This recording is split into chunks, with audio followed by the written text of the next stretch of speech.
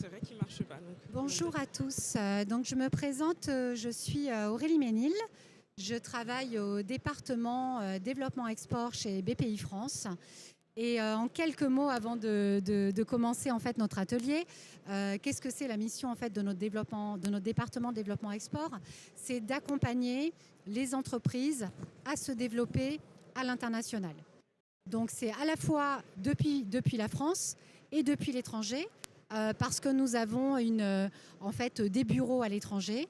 Donc nous sommes une équipe au total de 25 personnes. Alors pour ceux qui n'entendent pas, il faut télécharger le QR code et il faut que vous alliez sur l'atelier Agora.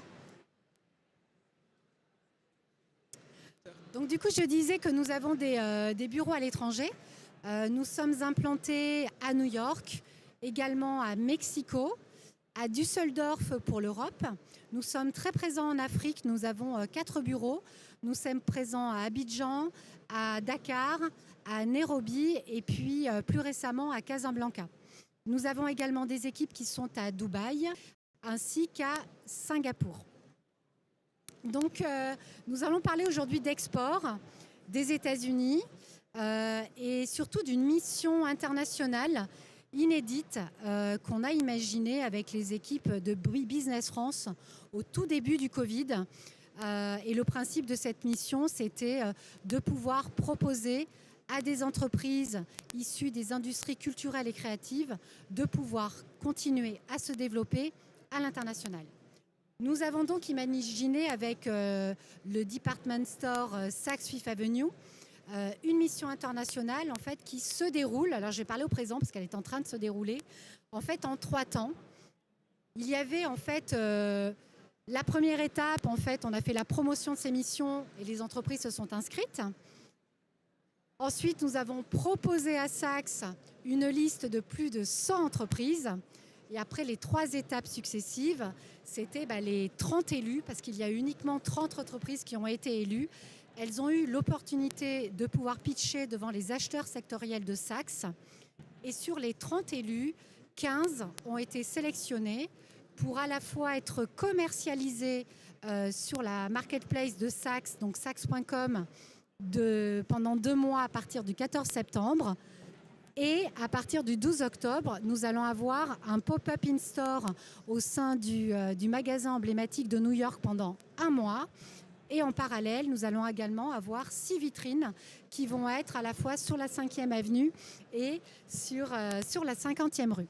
Donc j'ai la chance d'avoir à mes côtés 2 entreprises, 2 belles marques qui ont été retenues par le magasin Saks. Alors tout d'abord, Louisia, est-ce que tu pourrais te présenter, nous présenter ton parcours, l'histoire de ta marque et qu'est-ce qui a fait que du coup tu t'es inscrite à cette mission ? Oui, bien sûr. Alors déjà, ravie d'être là. Donc merci BPI France. Donc moi, je me présente Louisia. Donc je suis la créatrice de 36 rue Félix et je suis aussi maman de 2 petits garçons de 4 ans et demi, des jumeaux. Ma marque 36 rue Félix, c'est une marque de prêt-à-porter haut de gamme accessible, casual chic, qui mêle des matières et des couleurs assez classiques avec des imprimés très forts, très chatoyants. Le wax, pour ceux qui connaissent, en fait, c'est ces tissus qu'on voit bon en Afrique, qu'on attribue à l'Afrique. Et voilà, l'idée, c'est de surfer sur un très bel équilibre entre couleurs, matières classiques et des touches de wax apportées subtilement sur les vêtements. Donc, c'est une marque que j'ai eu l'idée de créer en 2011 lors de mon premier voyage au Congo-Brazzaville. J'avais 27 ans, c'est le pays d'origine de mes parents. Et voilà, j'ai voulu rendre hommage à l'adresse du domicile familial et c'est comme ça que j'ai trouvé ce nom qui est assez atypique puisque c'est une adresse en fait. Donc voilà, et puis pour me présenter brièvement, moi avant de créer la marque, j'ai travaillé 12 ans dans la mode et le luxe, aussi bien en France qu'en Italie, pour des belles maisons comme Chloé, Lanvin ou encore Céline. Pour ne pas les citer. Et en fait, mon why, ce qui m'amène à créer, à entreprendre de manière aussi passionnée, c'est que j'ai envie de donner confiance aux femmes en les rendant belles. Voilà. Merci. Sophie, Richker, je te laisse te présenter. Bonjour à tous, Sophie Richker. Donc moi je suis la directrice du développement international pour la marque 5 Monde. La marque, vous la connaissez peut-être, elle est assez connue en France. Donc c'est une marque de spa et de cosmétiques, donc une marque de soins. Moi j'ai rejoint 5 Monde il y a 4 ans et l'objectif c'était de pouvoir sortir la marque du spa et de pouvoir justement accéder à toute cette distribution qu'on appelle la distribution multicanale pour pouvoir donner cette belle visibilité qu'on acquiert et la notoriété marque qu'on acquiert via le retail, donc les grands magasins ou les chaînes de beauté ou les parfumeries indépendantes. Moi, j'ai un parcours en fait de 15 ans dans les cosmétiques, donc c'est ma passion, les cosmétiques à l'international, appliquées à l'international, en particulier les zones Asie et Amérique. Mais maintenant, voilà, je couvre le monde entier, donc c'est vrai que c'est une vraie... ça remplit la mission de... Voilà, moi j'ai une vraie curiosité pour les différences culturelles et puis voilà, développer une marque à l'international sur différentes zones du monde, les challenges que ça comprend et la richesse que ça comprend. Donc merci Saks pour cette très belle mission qui donne vraiment, qui permet de donner un gros coup de projecteur sur la marque et comme Aurélie le disait, un gros coup de projecteur et un gros boost sur la marque, en particulier sur le marché, le territoire américain. Oui, parce qu'en fait, ce qui était assez intéressant, le department store Saks, en fait, ils ont une cliente qui est très exigeante. Ils vont rechercher des marques un petit peu de niche, des marques exclusives. Et au sein de la délégation, on avait parmi les 30 entreprises qui avaient été élues pour pitcher, on avait à la fois des entreprises plutôt confidentielles et on avait également des entreprises qui étaient plus installées ou qui avaient une notoriété plus forte. Et d'ailleurs, Louisia, je tairai les noms des grandes marques connues qui n'ont pas été sélectionnées par Saks, mais c'est vrai que la sélection de Saks finale est vraiment une sélection qui est vraiment très éclectique. Parce que pour rappeler juste, nous étions sur 4 verticales. Nous étions sur des entreprises de la beauté, de la mode, des accessoires et également de la décoration. Alors du coup, Louisia, on a lancé cette mission. Toi, tu as créé ton entreprise récemment. Qu'est-ce qui a fait que tu t'es dit allez, je me lance, j'y vais, je m'inscris? Alors déjà, me développer à l'international, pour moi, à l'époque, c'était un rêve parce que comme on vient de dire, l'entreprise est très récente et du coup, j'étais plus sur le marché français, mais j'avais toujours en tête de me développer à l'international. Et je pense, quand il y a eu cette opportunité via cette mission, je me suis dit, mais ce serait le rêve de se développer, de commencer à se développer à l'international en commençant par les États-Unis. Donc voilà, je me suis dit que c'était une opportunité en or, que je vais la saisir. Donc voilà, j'ai pas hésité, je me suis inscrite. Et toi, Sophie, vous avez déjà quand même une présence Oui. aux États-Unis. Donc voilà, qu'est-ce qui a fait que tu t'es dit, parce que je pense que les department stores, comme tu dis, c'est votre cœur de cible. Oui.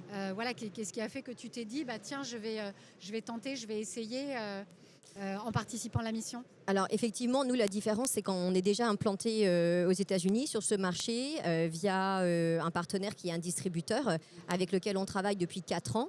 Donc l'intérêt, c'était de pouvoir, on avait déjà cette stratégie et cette ambition de se développer en grand magasin. Il y avait déjà des contacts établis avec certains grands magasins, il y avait déjà des gens intéressés, mais c'est vrai que le fait de venir un petit peu en force avec l'accompagnement de la mission BPI, ça donne tout de suite un vrai coup de boost pour le développement. Et du coup, c'était vraiment une très bonne combinaison aussi de pouvoir combiner les forces en fait de notre distributeur qui est sur place, qui peut prendre le relais. Typiquement, là, on est bloqué, on ne peut pas se rendre aux États-Unis, donc la chance, c'est de pouvoir avoir quelqu'un sur place. Et puis, on a aussi le stock.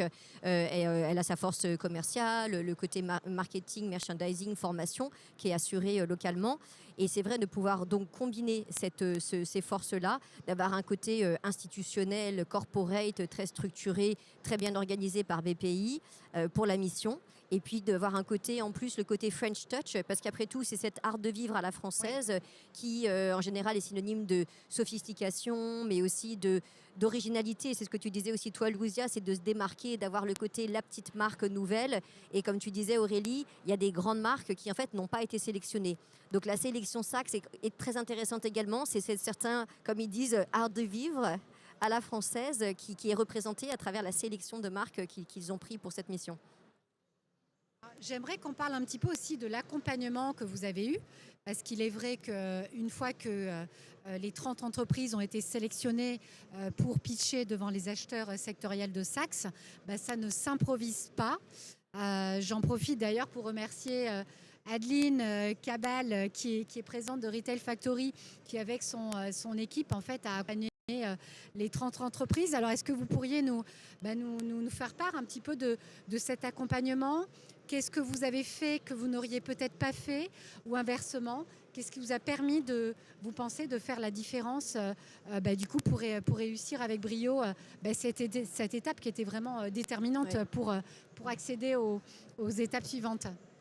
Alors oui, effectivement, l'accompagnement, c'est important de le souligner parce que voilà, c'est vraiment une phase très importante. Donc toute la préparation en amont du pitch a été c'était un moment indispensable, nécessaire aussi. Moi, je le qualifierais de nécessaire pour pouvoir arriver avec une présentation, un pitch percutant. On a été accompagné par des coachs vraiment de qualité, donc des coachings en groupe mais aussi en individuel, donc qui nous permettaient justement d'optimiser toute la préparation qu'on avait déjà pu faire de notre côté et avec des personnes qui connaissaient le marché américain. Donc ça aussi, il faut le souligner. Donc vraiment des experts dans le domaine, moi en tout cas c'était dans le domaine du retail, et je pense que pour tous les autres, qui nous ont vraiment permis d'arriver avec confiance face à des acheteurs américains. Il fallait quand même pitcher 15 minutes en anglais face à des acheteurs américains, donc new-yorkais. Donc voilà, moi je pense que vraiment on a eu la chance d'avoir un accompagnement de qualité pour arriver à rentrer, comme aujourd'hui c'est le cas chez Saks. Et toi Sophie? Tout à fait, je rejoins ce que disait Louisa et c'est vrai que l'accompagnement, ça a été pour aussi nous mettre en confiance. Donc merci Adeline Cabal de Retail Factory, parce que vraiment ça a été un accompagnement utile et c'était à double tranchant entre guillemets, à la fois un accompagnement pour l'oral, parce que bien sûr des acheteurs de grands magasins, on leur parle d'une certaine façon, et surtout des Américains, c'est très straight to the point. Donc nous on sait déjà chez 5 Mondes comment s'adresser à des acheteurs de grands magasins, mais c'est vrai qu'avec Adeline on a vraiment pu un peu prioriser nos messages et on a fait un petit peu le tri dans l'ensemble de la proposition que la marque a. Et le double tranchant, c'était aussi l'accompagnement complet, parce qu'on a travaillé le support. Et le support, c'est vrai qu'il y a un côté présentation où on a complètement reformaté, on a revu les messages. Ça paraît tout bête, mais en fait, c'est la forme. C'est vraiment la forme, la façon dont on s'adresse à eux. Et on avait ce support qui a vraiment été extrêmement utile, à tel point que depuis, en fait, c'est devenu notre trame, qui nous accompagne pour les pitchs d'autres grands magasins, pour continuer notre extension au retail. Donc c'est vrai que cette trame a été extrêmement utile. Donc un accompagnement qui a été à la fois à l'oral pour pouvoir être en confiance, savoir utiliser les bons mots. Et puis il fallait être percutant, parce qu'on avait 15 minutes et puis il fallait convaincre. On avait cette obligation de résultat. C'était très important, avec des gros enjeux. Et donc à la fois à l'oral et en support écrit, pour pouvoir apporter quelque chose de complet, de très professionnel pour la promesse marque. Alors du coup, on a eu l'annonce effectivement de la sélection finale un petit peu avant l'été. Nous, de notre côté, au niveau de BPI France, on a réalisé un communiqué presse. L'opération a démarré du coup mi-septembre. Est-ce que vous avez déjà capitalisé sur cette présence au sein du department store américain? Est-ce que vous avez déjà ressenti des bénéfices, que ce soit au niveau national, que ce soit au niveau américain? Est-ce que on n'en est qu'au début, mais est-ce que vous pouvez du coup m'en dire un petit peu plus là-dessus? Alors moi, à mon niveau, c'est vrai que comme moi, je ne suis pas implantée comme 5 Mondes, je suis encore sur une toute petite structure. Moi, la présence aux États-Unis via Saks, c'est pas la cerise sur le gâteau, c'est la cerise avant le gâteau, puisque je n'étais pas du tout. Donc c'est vrai que déjà ça donne de la crédibilité, parce que les gens se rendent compte, les personnes ou les différents acteurs économiques qui évoluent dans notre secteur se rendent compte qu'un gros player comme Saks nous a fait confiance. Donc du coup, il y a de la crédibilité, il y a de l'attractivité. Des personnes dont j'avais plus trop de nouvelles, ou qui étaient dans mon réseau LinkedIn typiquement, sont venus à moi pour me proposer de l'aide, que ce soit m'apporter des compétences, du mentoring ou des choses comme ça, en voyant le poste par rapport à Saks.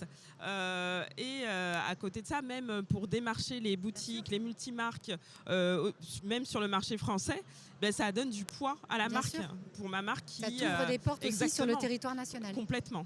Donc non, les bénéfices sont bien là, sont bien réels. Il faut capitaliser dessus. Oui. C'est ça. Et toi, Donc, Sophie? nous également, les pistes sont réelles. On les avait même vues encore plus tôt parce que c'est vrai qu'il y a eu une journée où ils ont ouvert la plateforme de vente et rien qu'en une journée, nous on avait déjà vendu l'équivalent de $600 de produits.